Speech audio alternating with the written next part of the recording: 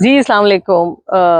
रमज़ान मुबारक। और उसके साथ ये कि मैं क्लाइमेट चेंज पाकिस्तान में बहुत बड़ा इशू है। मैं क्लाइमेट चेंज की मेंबर भी हूँ, उसके ऊपर बहुत एक्टिविज्म भी करती हूँ, लेकिन इम्पॉर्टेंट चीज़ें ये है कि हमें ये समझ ही नहीं है कि जो हमारे अपने दरख्त हैं, हमारे अपने पौधे हैं, मसलन कीकर, टाली, शहतूत, जामन, आम, फालसा, ये हमारे दरख्त हैं। नीम, भले इनके पत्ते भी बहुत गिरते हों, लेकिन ये हमारे माहौल के लिए अच्छे हैं। ये हमारे माहौल से हैं, हमारे साथ के हैं, हमारे जैसे हैं।